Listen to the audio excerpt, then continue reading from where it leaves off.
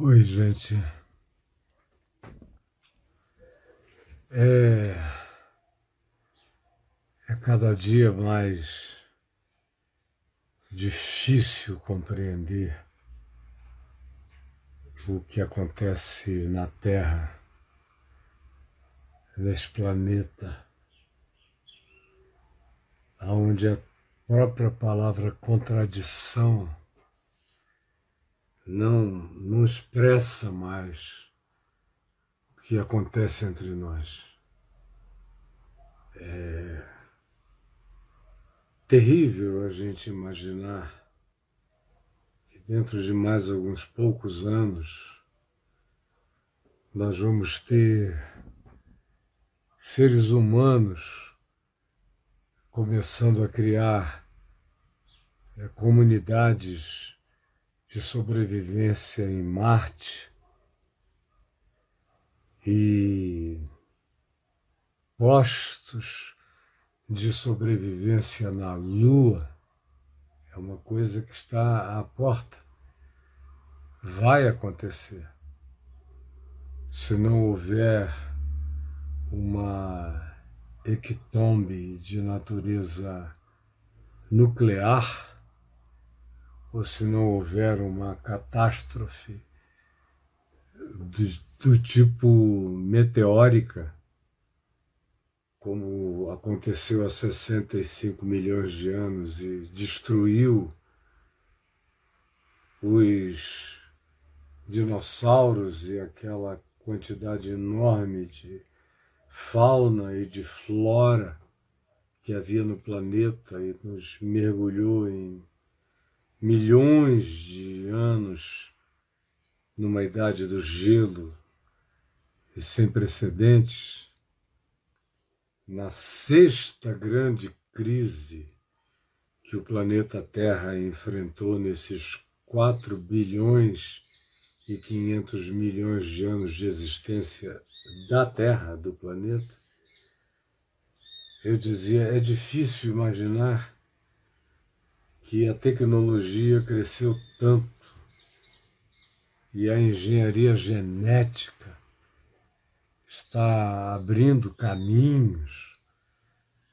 Se eu viver mais 15, 20 anos, talvez até a própria ciência genética me ajude a viver mais alguns anos do que seria normal, com os novos corações orgânicos, sendo adaptados de animais como porco, e também vem aí os corações de natureza sintético-orgânica. Os organismos sintéticos vão aparecer, vão ser impressos em impressoras 3D, corações, fígados, pâncreas, pulmões. São avanços extraordinários, conexões cerebrais, sinapses artificiais, recuperação da vista aos cegos. Dentro de algum tempo vai ser possível, através da engenharia genética. A surdez vai acabar por causa dos avanços de natureza tecnológica e das produções dos artefatos de substituição aos nossos defeitos orgânicos. Ou seja, nós estamos num momento da história em que o que se divisa diante de nós é um mundo de possibilidades extraordinárias.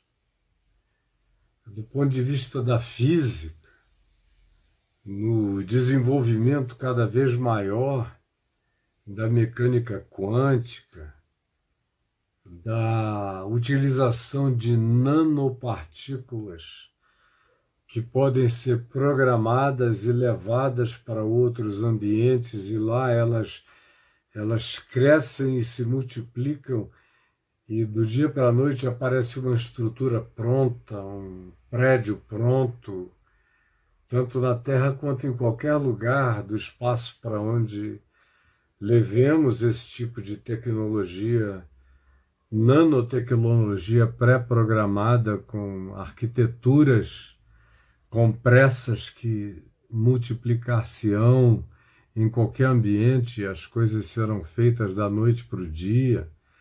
Há uma quantidade enorme, indizível, de recursos que estão aqui diante de nós. Talvez você não saiba porque você é religioso demais, você só frequenta lugares de magia, de água benta, de rosa ungida, e a sua cabeça ficou presa na idade da pedra. A gente vive hoje num mundo onde o futuro não é mais uma possibilidade apenas, mas é um fato que, como eu disse, não havendo nenhuma hecatombe de natureza universal produzida pelo homem, ou um desastre da natureza vindo dos céus que mexam a terra no seu eixo e nos coloquem numa situação agônica por séculos e séculos. Se não for isso, nós temos tudo para criarmos uma humanidade praticamente com o sonho do milênio de Isaías, aonde se diz que aquele que viver poucos anos viverá como uma árvore, aonde se diz que a saúde vai estar presente no velho como na criança, e os defeitos de natureza até aqui intransponíveis serão todos eles curados. As deficiências orgânicas vão dar lugar aos replacements, às substituições biônicas. O meu querido Junoca, que é mentalmente perfeito, mas fisicamente atrofiado por causa dos problemas de paralisia cerebral que teve, vai poder, dentro de alguns anos, ter o seu corpo um hexacorpo, todo planejado e preparado, conduzido pela decisão mental, e vai usar mãos, braços, pernas, se locomover. Vai acontecer isso no mundo inteiro. Tem gente que fica com raiva, que gostaria que toda cura que houvesse no mundo fosse com a imposição de mãos e óleo ungido. Eu amo as curas de natureza sobrenaturais, carismáticas. Já fui objeto desse benefício. Tenho sido usado no curso da vida para fazer pessoas experimentarem esse benefício de maneira sobrenatural.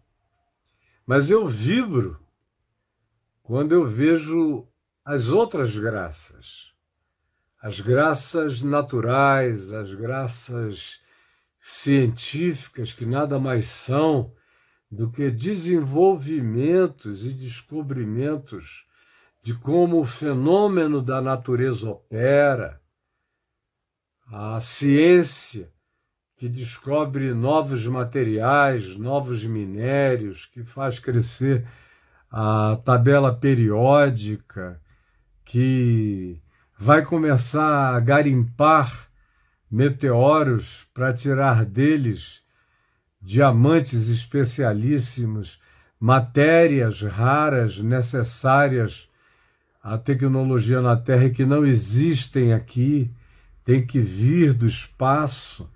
Já sabemos disso, já sabemos como obter, aonde obter, como trazer, ou como desenvolver lá mesmo.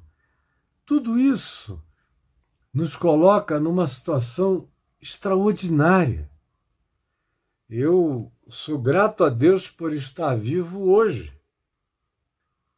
e por projetar a possibilidade de muito mais saúde, de muito mais longevidade, de muito mais igualdade orgânica, de muito mais possibilidades e potencialidades cerebrais para todos os seres humanos entrarem em competição justa para acessarem possibilidades, recursos, bens, meios de desenvolvimento da vida, tudo isso está aí.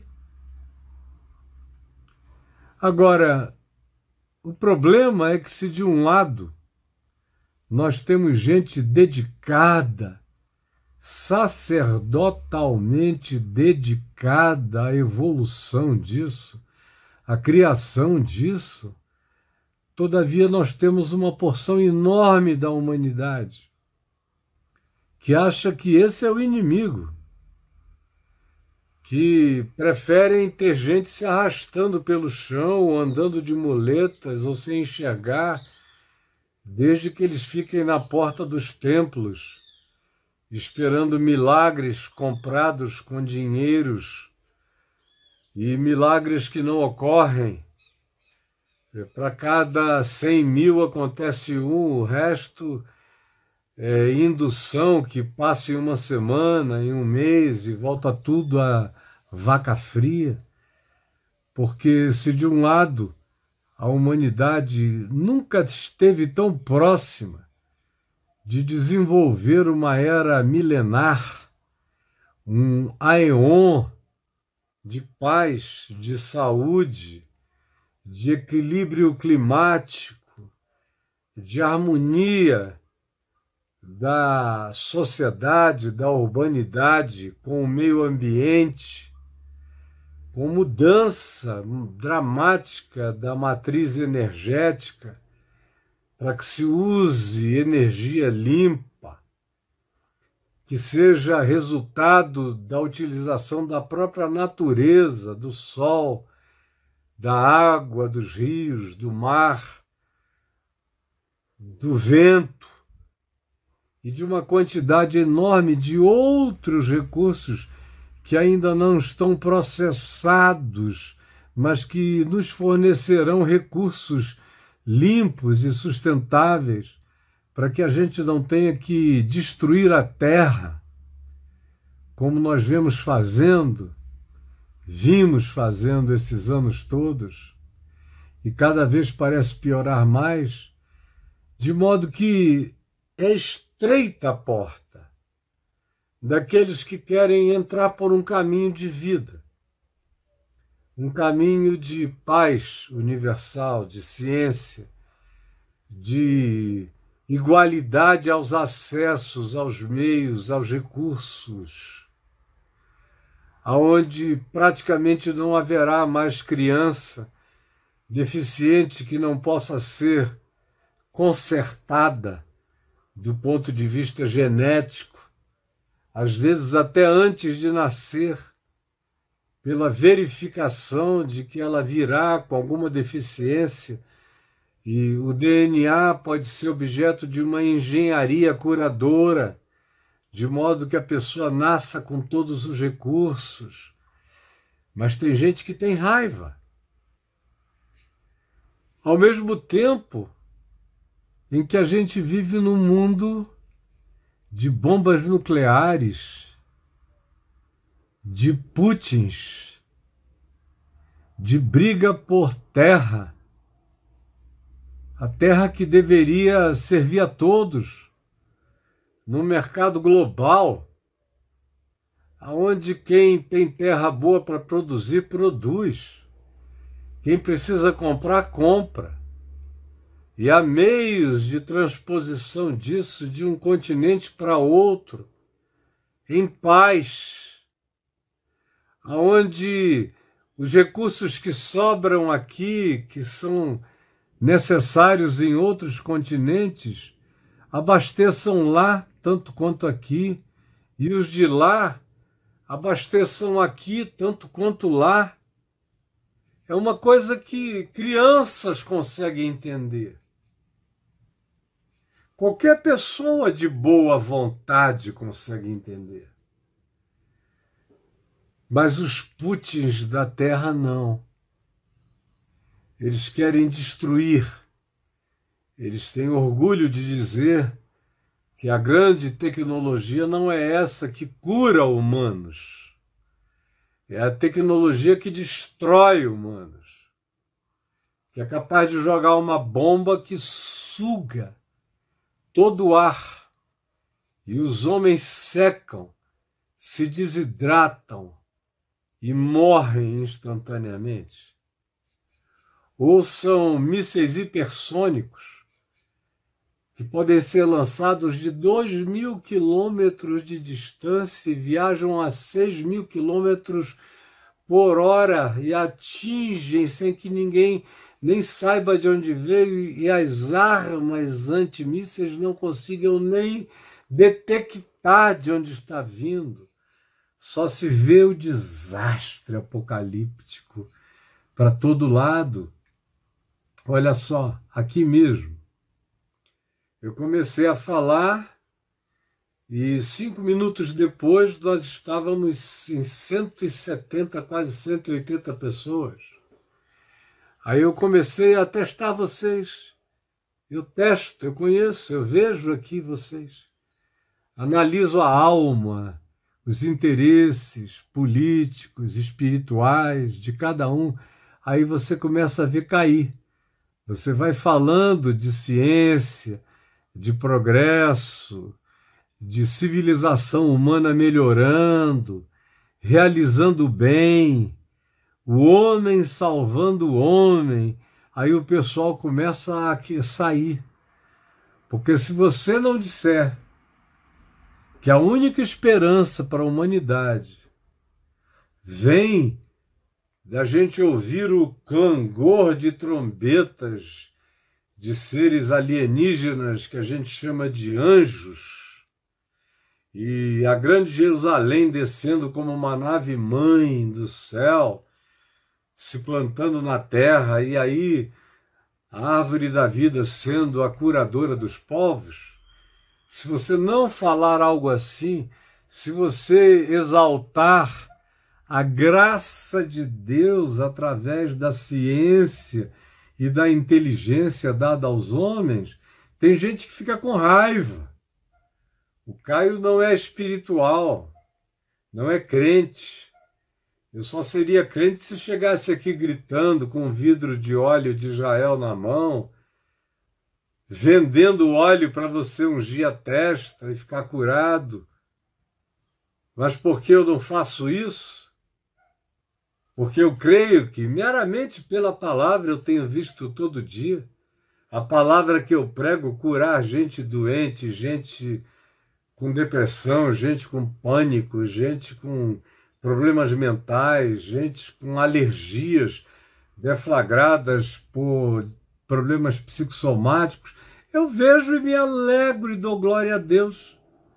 Tanto quanto eu dou glória a Deus por ver a melhor ciência ser desenvolvida, ao mesmo tempo em que eu choro de ver como a humanidade, quase toda ela, ainda está na idade da pedra.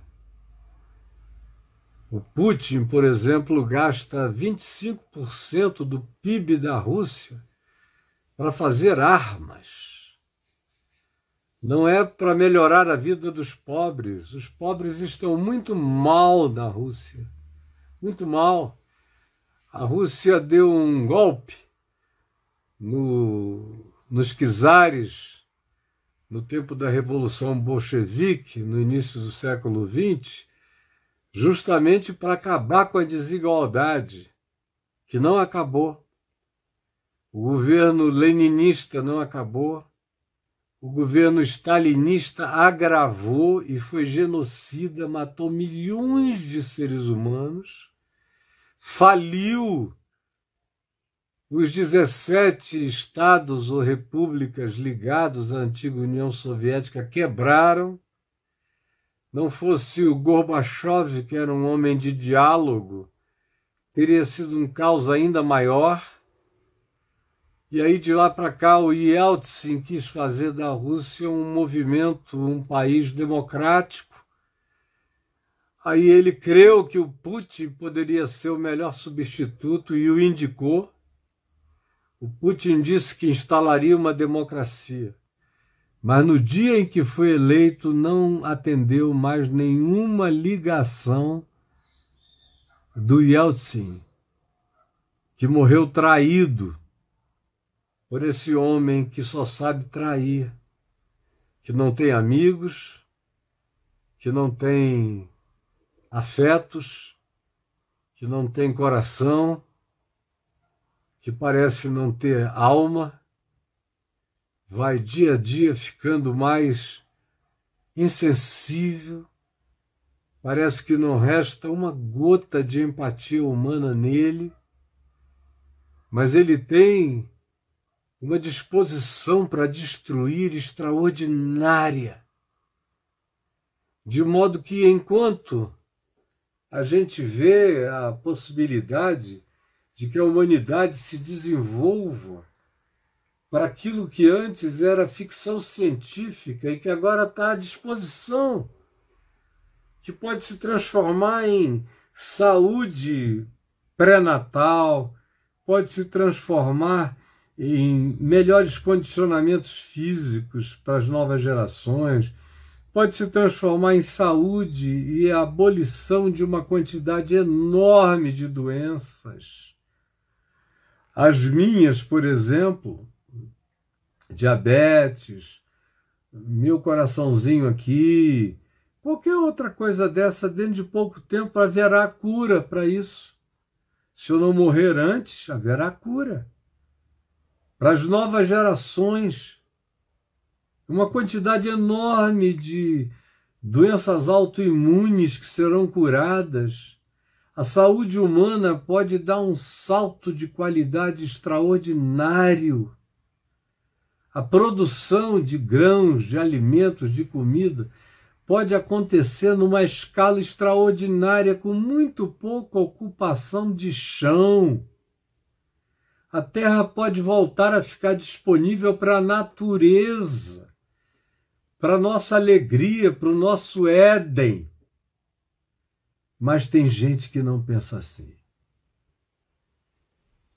Os Estados Unidos nos deram um susto quando elegeram um indivíduo sem empatia, sem coração, um louco, um playboy transviado, enlouquecido, sem alma, e que nos governou. Quando eu digo nós, é porque quem quer que governe os Estados Unidos dita a toada do planeta.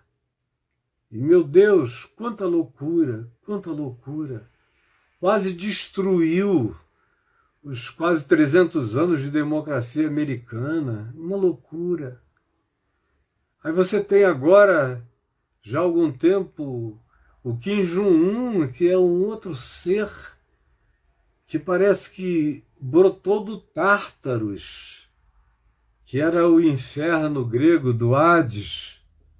É um negócio horrível. E agora você tem o Putin, que sempre esteve aí, mas que agora anda Putin da vida contra a humanidade. E ele não precisa de justificativas para nada. É um soberano de poderes néricos, caligulianos, é um imperador dos dias do maior atraso. É uma coisa horrorosa. E ver também como a Igreja Ortodoxa Russa fica de quatro e faz o que o cara manda para não perder seus privilégios. Assim como a igreja americana ficou de 4 para o Trump, para aumentar seus privilégios. Assim como aqui no Brasil se fica de 4 para qualquer que seja o maluco que prometa privilégios. De modo que a gente vive num planeta onde de um lado tem luz e de um outro lado é escuridão absoluta. A humanidade parece com a lua. Tem um lado que pega a luz e tem outro lado que nunca sai da escuridão. É de escuridão em escuridão. E para mim o que é mais chocante é a gente ver e contemplar o recurso de todos esses avanços, que não são da esquerda, não são da direita, não são do centro, não são de políticas clássicas desenvolvidas no século XVIII, no século XIX, século XX e idiotizadas no século XXI, não.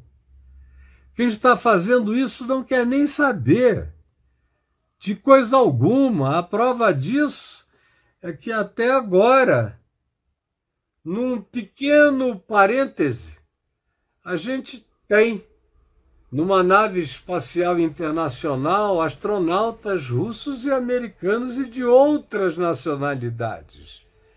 Ninguém querendo brigar por nada, é aqui. É no chão dessa terra que o livro de Gênesis diz que foi amaldiçoada por causa do homem.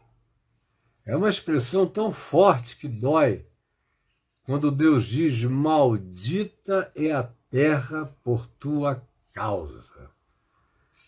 Maldita é a terra por causa do homem. A gente tem agora registros de pequenas civilizações humanas de 200 mil anos atrás. 200 mil anos atrás. Começa a se ver.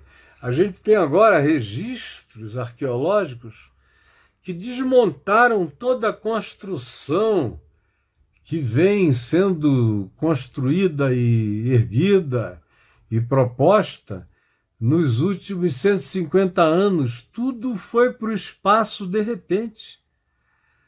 Eu me lembro do tempo em que eu visitava Israel, e na década de 70 eu era apresentado a Jericó como a cidade amuralhada mais antiga da Terra, com 10 mil anos, 8 mil anos de idade.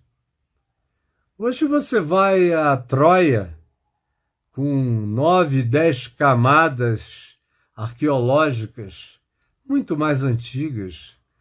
Você vai na Turquia, em lugares em que as construções são de uma sofisticação que deixam as pirâmides do Egito no chinelo, cortadas praticamente a laser.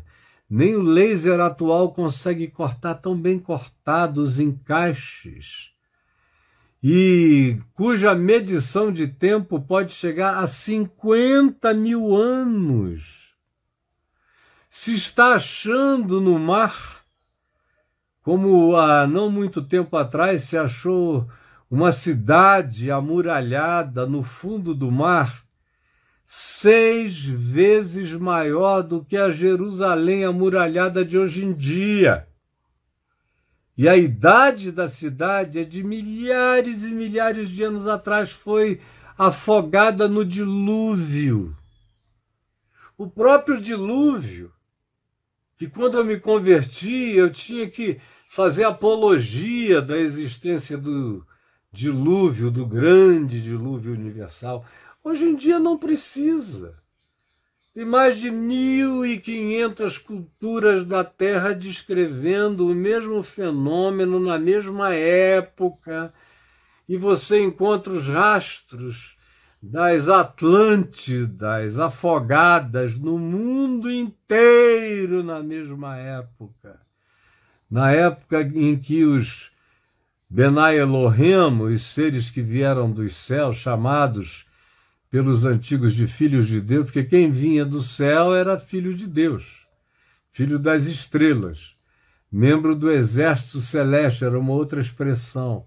Eram os alienígenas, que foram chamados de Benai Elohim, anjos, arcanjos, potestades, na linguagem do Novo Testamento ou da Bíblia, mas é só uma questão de linguagem. Os seres eram seres de outras dimensões ou também de outros lugares do espaço-tempo, tanto quanto havia seres e há que são interdimensionais, viajam de uma dimensão para outra.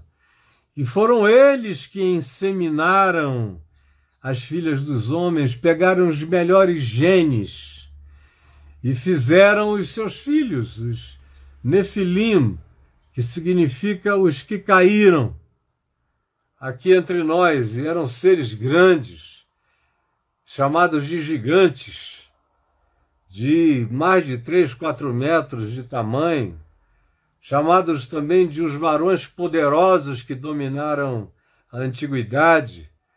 Você encontra os registros deles no mundo inteiro.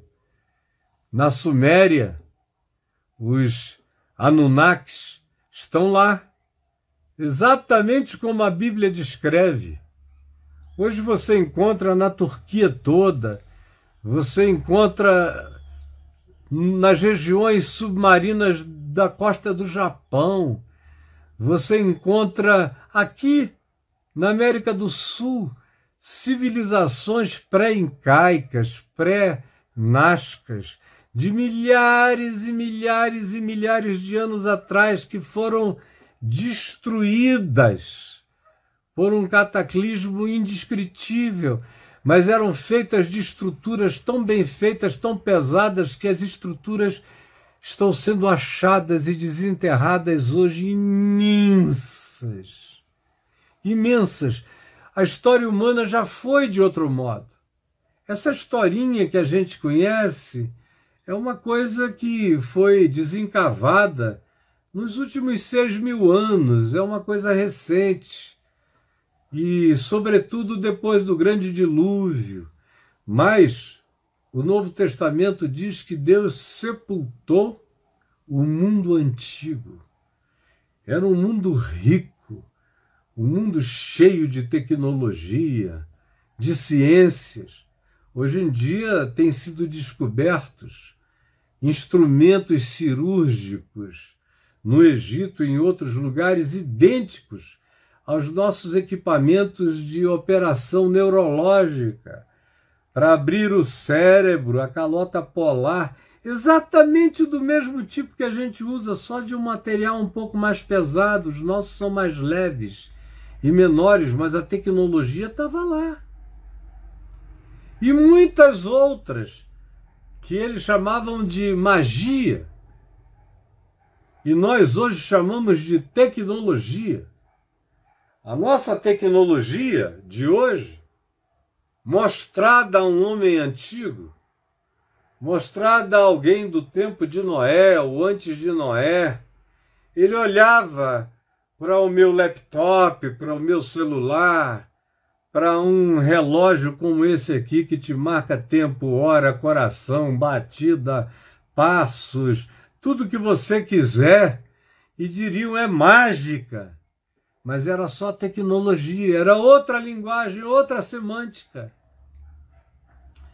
No entanto, o problema é que essa evolução aconteceu, e boa parte dela, a gente pode dizer que aconteceu depois da Idade Média, depois do obscurantismo que o cristianismo estabeleceu, do quarto século até o século XVI, que foi um tempo de muita anticiência na Terra, de muita maldade, de muita inquisição, de muita heresia, de muita perseguição, da igreja dos demônios, matando gente que pensava diferente. Do século XVI para cá, lentamente, os que foram entendendo a mensagem, por exemplo, do protestantismo, começaram a usar o critério do protestantismo do livre exame, do livre estudo não só da Bíblia, mas do conhecimento, sem medo de ser morto por causa disso.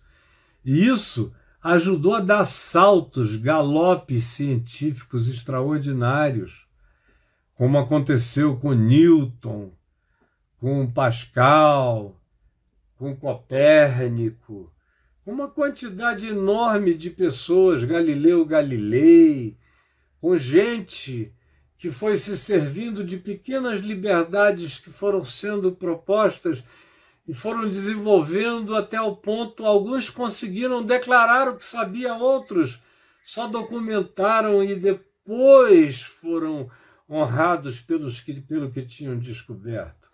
Mas do século XVII em diante houve um grande avanço de ciência promovido pela possibilidade que o protestantismo trouxe contra o obscurantismo católico.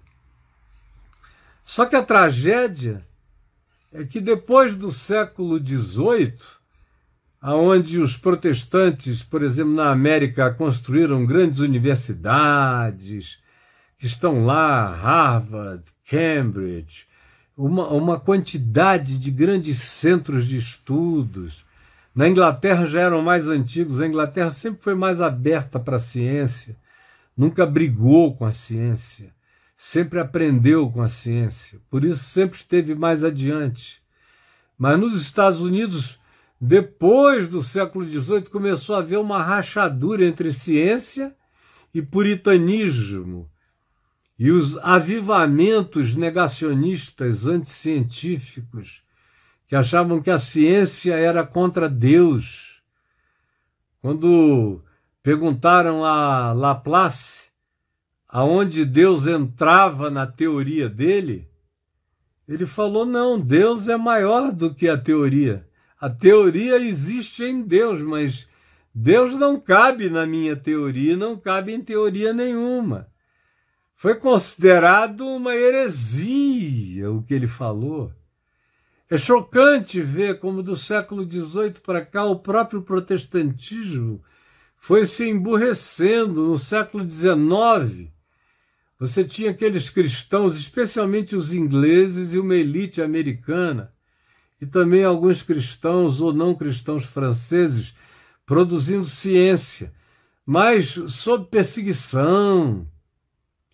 O próprio espiritismo kardecista acabou surgindo na França porque não havia espaço para trabalho e para pesquisa no ambiente cristão, católico e protestante. Tiveram que desenvolver suas pesquisas e suas buscas de solução filosófica como cristãos fora daquela cristandade convencional. E aí, quando a gente chegou no início do século XX, meu Deus, a rachadura, o dualismo, a dicotomia cresceu, o gap foi aumentando. E aí surgiram os pensadores cristãos antifilosóficos, anticientíficos. Eu mesmo li bastante os livros de um deles, o Francis Schaeffer, que era um teólogo protestante, reformado, conservador, mas que queria ser um pensador. Mas para ser um pensador faltava muito, porque ele era dogmático demais, então ele era contra todo mundo, contra Heidegger, contra Hegel, contra Kierkegaard, contra quem você queira, dos mais interessantes propositores de pensamento, ele era contra tudo. E se ele não pudesse fazer uma ciência a partir de Gênesis 1, 2 e 3, não existia. Anti-evolucionista, anti-tudo. Anti-evolução criadora e criação evolutiva. E aí criou um gap ainda maior no meio protestante, no meio cristão. Graças a Deus eu enxerguei isso logo. E comecei a ler justamente todo mundo que ele odiava. E fui vendo que eram os melhores pensadores, eram aqueles que ele não gostava. E aí fui lendo os que eram objeto ódio dele, o Barthes, o Tillich, uma quantidade grande de outros, Bultmann, vários. Os meus livros, que hoje já são poucos, não tem mais do que uns 3.000 acumulados aqui, mas eram milhares. E eu lia com aquela avidez, com aquele prazer, como quem estava lendo um livro bíblico, de ver percepções que muitos antigos não tinham tido, sem abandonar jamais a minha raiz no Evangelho, a pedra de esquina, a pedra maravilhosa, a pedra que os construtores rejeitaram, que é Cristo. Nunca, ele sempre esteve no centro. E quando eu vejo, por exemplo, filósofos filosofando, eu sempre olho para o reducionismo deles. São extremamente reducionistas. Aí tem um especializado em Platão, o outro em Epicuro, o outro em Zenão. Vão se especializando, outro em Aristóteles. Outros preferem os pré-socráticos. Outros já pegam os tomistas.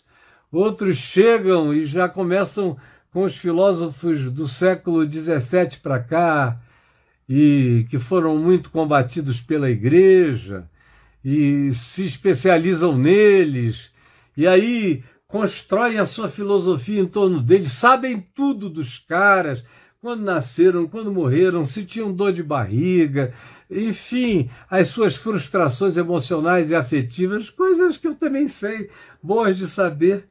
Mas aí eles propõem uma filosofia do tamanho do mundo deles. Eu não posso me deter em Platão, nem em Sócrates. Não posso me deter em nenhum dos gregos. Eles foram maravilhosos. Eles são um bom chão, mas estão longe de serem um teto. Nem posso me deter nos filósofos dos últimos 300 anos. Europeus, alemães, muito ricos, muito lindos, mas eles não sabiam as coisas que, por exemplo, eu sei da realidade. Eles não conheciam a energia atômica, eles não conheciam a mecânica quântica, eles não conheciam dimensões e dimensões da realidade com a qual eles não contavam. O mundo deles era no máximo newtoniano, era o macrocosmos. Aí eles não achavam Deus em lugar nenhum, aí aparece um Gagarin que diz, não, eu fui para fora no espaço profundo e não vi Deus. Aí tinha naquele tempo os filósofos que riam, olha só, tudo idiota. Nenhum deles jamais, por exemplo, eu não vou nem falar da minha fé. Eu só vou falar do que eu vi. Nenhum deles jamais foi encarado por uma bola que parecia de titânio, não brilhava, era um fosco que te olhava, eu, meu pai, 13 amigos parados olhando para aquilo, que nos olhava, nos fitava, nos observava, nos silenciava, nos emudecia em perplexidade. Até que eu perguntei, papai, o que é isso? E ele disse, filho, não é da nossa ordem de coisas. E aquilo fez... Eu tinha 14 anos. Depois, uma coisa enorme que parecia um pão de açúcar, passando pela minha cabeça e de todos os habitantes de Manaus, eu vi com centenas de testemunhas no mesmo lugar, inclusive o meu professor de física, Meu sogro, que era almirante, capitão dos portos e tudo mais, ficou com a marinha toda olhando aquilo mais de meia hora ou 40 minutos, parado, enorme, vazadinho de luzes, sem som, uma montanha na nossa cabeça. Como nem naquele tempo, nem agora, nem em muito tempo ainda se conseguirá fazer algo daquela natureza. E que se deslocava sem barulho. Parecia uma pena enorme, densa, chocante. Eu vi, com muita gente. Isso muda todo o olhar da filosofia. Um filósofo que não inclua essas outras dimensões no conceito de realidade é um bobão. É um bobão. E essas coisas estão sendo detectadas, constatadas, filmadas até pelos centros científicos mais avançados. Uma filosofia que não inclua as alternativas da mecânica quântica, que não inclua as alternativas da observação de milhares de observadores no curso da história humana, não é só agora, inclusive a Bíblia carrega tais registros em abundância. E hoje em dia, inclusive, com o recurso da detecção de radar e da captura da imagem e do estudo da natureza daquela imagem, daquela possibilidade de existência energética. Uma filosofia, uma teologia, um pensamento que não inclui isso tudo está na idade da pedra. É por isso que eu ouço aí os filósofos de vocês e fico só de braços cruzados. Nenhum deles tem coragem de me convidar para uma conversa franca sobre uma filosofia da realidade. Porque eles não têm coragem de avançar tanto. E eu não estou falando de Cristo, nem da ressurreição dos mortos, nem do poder de Deus, nada disso. Só do que é constatável, só do que é elemento para ser objeto de reflexão e de mapeamento incluído na realidade. Eles não suportam avançar tanto. É chocante. Aí vocês ficam ouvindo esses filósofozinhos falando de besteira, citando um aqui, citando outro cara de 200 anos, outro de não sei o quê. Todo mundo só no masturbatório filosófico, porque não tem a coragem, não existe nenhuma filosofia que possa ser contemporaneamente levada a sério, que não leve em consideração o mar de oportunidades e possibilidades científicas, tecnológicas e de observação de dimensões novas da realidade. No meu olhar da vida, na filosofia de Jesus em mim, tudo isso está incluído. E eu estou me preparando para lançar um curso chamado A Filosofia de Jesus, que transcende a de todos os filósofos gregos, transcende a dos filósofos de Mileto, os socráticos, os pós-socráticos, os platônicos, todos eles, até o dia de hoje, transcende a tudo. Porque em Jesus você encontra contempladas todas essas dimensões das múltiplas realidades. Uma filosofia que não leva em consideração outros mundos, micromundos, macromundos e mundos interdimensionais, e outras criaturas não humanas, porém inteligentes. Apelide você como queira essas criaturas de anjos, arcanjos, querubins, serafins, rodas, tronos, poderes, soberanias, o que você quiser. Ou chamem por outro nome, tanto faz, é a mesma coisa. Quem não levar isso tudo em consideração não começou a filosofar sobre a realidade. nem sobre as implicações da realidade na mente humana. Eu não creio em nenhum filósofo que não leve em consideração a manipulação da mente humana por poderes e fatores que não são detectáveis pelos nossos detectores de energia imediata. Eu não levo em consideração nenhuma especialização filosófica que não considere a parapsicologia e a paranormalidade humana, que não leve em consideração o fato de que o cérebro humano é uma máquina quântica. Eu penso com categorias quânticas. Vai chegar a hora em que a ciência vai descobrir que o cérebro humano é a mais sofisticada das máquinas quânticas. Agora, eu não sou uma máquina quântica, eu sou um espírito que não é localizável e que usa esse aparato. E para ser usado de maneira extraordinária, tem que ser de um recurso quântico. E olha que eu só uso 10% do recurso. Eu posso usar, e você também, muito mais. Agora, por que eu estou dizendo isso? Porque no mundo de todas essas possibilidades está lá o Putin matando gente, apertando o botão, e tem aquele porta-voz dele que parece um robô. Parece um robô. Entrou uma borboletinha linda aqui, está fazendo um barulhinho, ó. Linda, minha bichinha. Gracinha. Hein? Depois eu vou abrir a porta, eu pego ela assim, aí boto ali para fora. Ela veio atraída pela luz, certamente, a porta estava aberta. Aí a gente vive nesse planeta.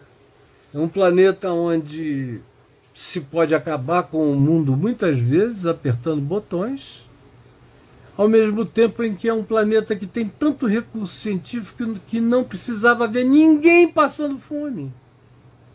Agora, tem um detalhe que a gente não quer tratar dele.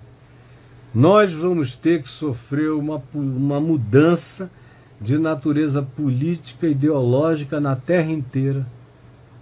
Ouça o que eu estou lhe dizendo, porque as ideologias nas quais você escolhe e vota são todas coisas de brucutu, da idade da pedra, são divisões tribais ainda.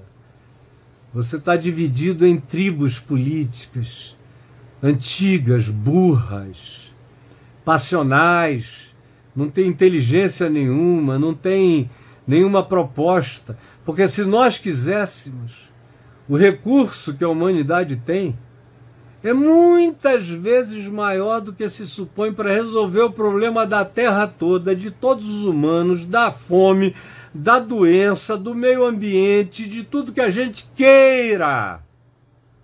É que nós não queremos, a gente prefere enfiar a cabeça junto com as topeiras e vivermos no submundo da idiotice. Eu não ia falar nada, eu só aproveitei que desbloquearam o meu Instagram, que estava bloqueado há um mês, porque eu postei aqui uma coisinha boba, uma chargezinha, eu já falei, de um homem jovem chegando na cama. A primeira parte aqui do meme, metade, era um homem chegando jovem, a mulher na cama, e ele perguntando a ela, já tomou a sua pílula? Porque não queria fazer um filho. Aí depois, 40 anos depois, chega ele assim com um andador, tudo desenhado à mão, simples. E ela já velhinha, com o peito murcho, ele todo quebrado. Aí ela pergunta, e você já tomou hoje a sua pílula? Só isso. Mas não precisa, muitos eu peguei aquilo de um amigo meu. O dele não foi bloqueado, e eu olhei no Instagram, muita gente copiou de mim e não foi bloqueada. Agora, por que eu fui? Por causa dos Minions, que vão lá, ficam me denunciando em tudo. Se eu der um beijinho assim mais gostoso, eles dizem que foi sensual e que transgride os critérios e os protocolos da comunidade. O algoritmo é burro também, vai lá e me bloqueia. Aí eu fico aqui esperando. a idiotice passar. Então, até na nossa tecnologia como essa, que é maravilhosa, ainda tem muita idiotice que decorre das ideologias burras. O mundo só não dá jeito em si mesmo porque a maioria é absolutamente idiota, é manada conduzida por gente inescrupulosa, que não tem nenhum prazer na vida. É gente que de fato tem tesão no controle. É gente que, se puder, transforma pedra em pão, para quem os fins justificam os meios. É gente que, se puder, pula do pináculo do templo para dar um show de marketing, para impressionar todo mundo, para angariar crenças. É gente que fica de quatro para o diabo. Tudo isso eu te darei se prostrado me adorares. E o cara oferece até o KY para Satanás botar direitinho. Ficam. É um mundo de quatro. Tem muito pouca gente de quatro. A maioria está. E enquanto as nossas políticas forem essas, de Marx, de Weber, de direita, de esquerda, enquanto for essa coisa retrógrada, velha, antiga, burra, que não resolveu nenhum problema em lugar nenhum, só patrocinou guerras, enquanto for isso, nós vamos cumprir as profecias que Jesus deseja que a gente evite. Todas as profecias de Jesus, do Apocalipse, foram dadas para duas coisas: para nos consolarem quando essa idiotice escatológica acontece, e para também nos prepararem para ver se a gente luta o suficiente para vencer a loucura, a insanidade da humanidade. O que parece ser algo completamente impossível, de modo que, tendo tudo para fazermos desse planeta algo acerca do que Deus dirá e diria, eis aqui o planeta Éden, no qual eu tenho meu prazer. Mas, ao contrário disso, nós vamos acabando com tudo. E ainda discutimos quem tem razão entre os insanos. Outro dia eu pedi para alguns amigos assinarem uma carta contra a política do Putin massacrando a Ucrânia, e alguns amigos me disseram que não podiam assinar porque era uma carta muito unilateral. Eu digo, mas é claro que é unilateral, o ataque é unilateral, as bombas são unilaterais, as mortes são unilaterais, a vontade é unilateral, o arbítrio é unilateral. Você queria o quê? Dividir com quem a culpa? Não, é porque senão pode parecer que a gente está do lado dos Estados Unidos. Eu digo, olha, aqui para vocês, eu estou do lado de quem está morrendo. Chega! Chega desse ideologismo idiota, burro. Se Marx estivesse vivo hoje, ele já tinha mudado de ideia. Meu Deus! Mas o pessoal não entende. Aí vão lendo uns livrozinhos que só falam de uma nesga da realidade e acham que aquilo é a coisa toda. Como o querido Eduardo Galeano, que escreveu um livro lindo, As Veias Abertas da América Latina. Lindo! Uma poesia, eu chorei de dor quando eu vi aquela matança toda na América Latina.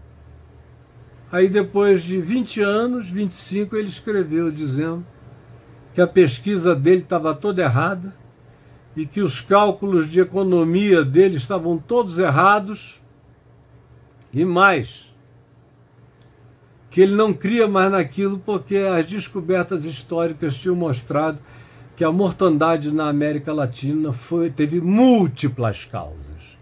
Só faltam 12 segundos para acabar. E eu vou ter que terminar. Quem tem ouvidos para ouvir, ouça.